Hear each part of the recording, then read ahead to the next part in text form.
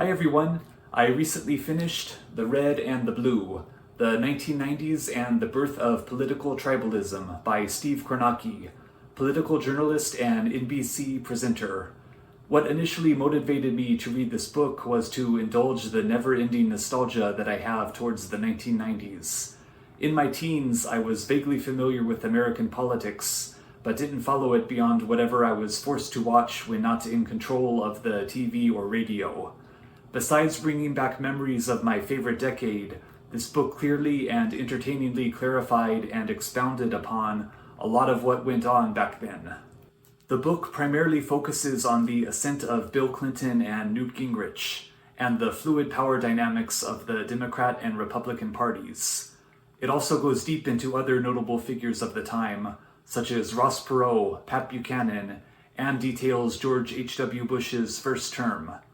For Bill Clinton, all the scandal that plagued his presidency goes without saying, but I was surprised to learn how maneuverable and resilient he proved to be during his weakest years in 1994 and 1995.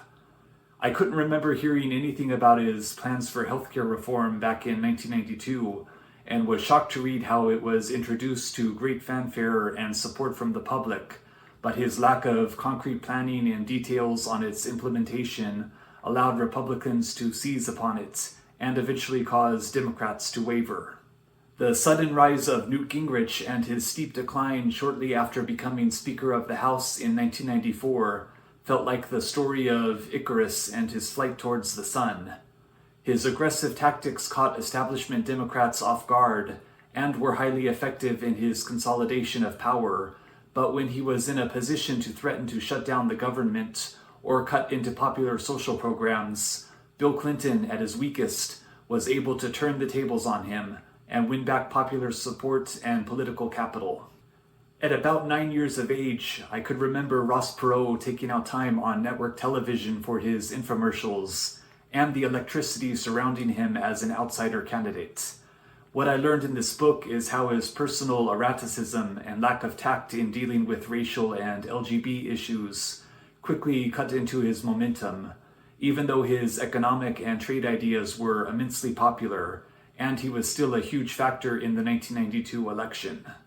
I was surprised most of all by Pat Buchanan, who I only really remembered from whenever the McLaughlin Group was on television.